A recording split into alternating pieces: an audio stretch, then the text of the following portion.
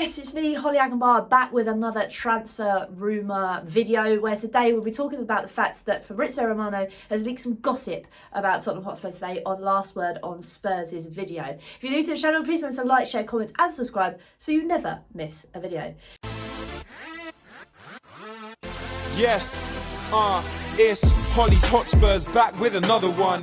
Chatting all things Tottenham, we're second to none. Special guests every time, if it's win, lose or draw. The passion is high like Harry Kane when he scores, or when Lloris makes a world-class save. We got Højbjerg running the mid every game. Settle down, stick around, share your thoughts with the panel, and make sure you're subscribing to the channel, cause...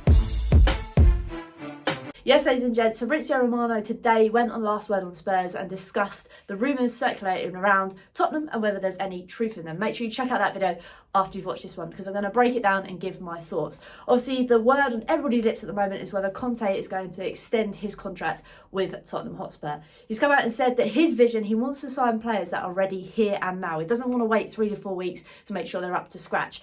He's kind of saying that it's not really Tottenham's vision, but obviously we'll realise that in the coming weeks, obviously when the January transfer window kicks off. We've also learned today that Tottenham have a budget of £30 million, which doesn't really sound a lot, but then when you think of last year and what we did with that kind of same budget, it was okay. So it'd be interesting to see whether we can do business with that. But when you're seeing the likes of Chelsea and Liverpool have just signed Gakpo, you kind of think to yourself, I don't think it's enough to compete, which is really frustrating because it happens all the time with Spurs. But I think now is the real crunch time. And is £30 million budget gonna really want to keep Conte to stay? Because that's another question as well. If he doesn't get what he's given, does Conte leave?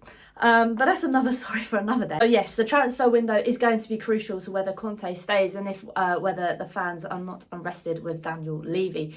It'll be a very nervous time, as it is every year, to see what kind of happens. But on the good news in kind of fronts of players that could potentially coming in, I know we have that £30 million budget. It also includes if we manage to offload players, and one player that rings music to my ears is the fact that Emerson Royale is being looked at to be shipped off, which would be lovely as he does drive me up the wall. However, the priority list did also come out from Fabrizio that the fact that we are after a midfielder and a left-sided centre-back. So if Emerson Royale does manage to depart the club, who are we going to play there? Because I don't think that Conte is going to play Spence after he said that he is not his signing. So again, that's going to be a player we're going to have to bring in. The player on everybody's lips at the moment is Pedro Porro, although again, he has a €45 million release clause, again, which is going to be slightly over budget to Tottenham. But if we want to get him in, that's the price we're going to have to pay. So it's going to be another one that's going to be hard to get over the line. On the midfielder kind of front, I hear reports again of Milanovsky apparently coming to Spurs. I don't know how true that is, but obviously it has been reported that he does love the club and he would like to join Tottenham. Again, it's going to be a hard bargain to obviously try and get him across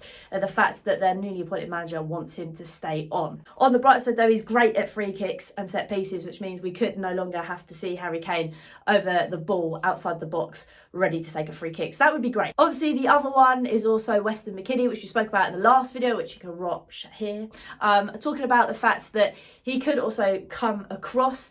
He again is quite expensive and on that high end of our budget, which means we brought him in. There's probably no one else we can really bring in, but he is very much liked by Tottenham and Fabrizio Paratici. So again, it's got Juve links, so if it's going to happen, could we bargain something there? I don't know. But another big strong contender, if we were, I think we need to get another centre-back, regardless if they're left-sided or whatever. We need another centre-back because I'm fed up seeing obviously Dyer there. He had given his due, he's been consistent. But again, I feel like we need someone else to come in, and that is Heung-min. Again, it's another one that Paratici likes. He is only 20 and he's playing great for Bayern.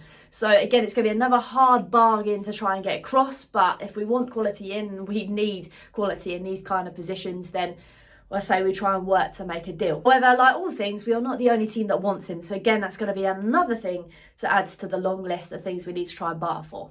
In positives, ready for the weekend, obviously we have seen that Romero is all good for the weekend, although we have had a blow that Bentancur is waiting to see an MRI scan to see what is up with him. But with our medical staff, it may take a little while, which is probably why Antonio Conte wants to see if he can bring in another midfielder.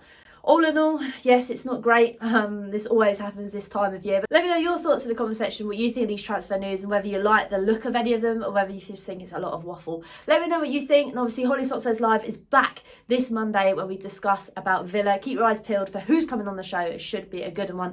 Until next time, come on you Spurs.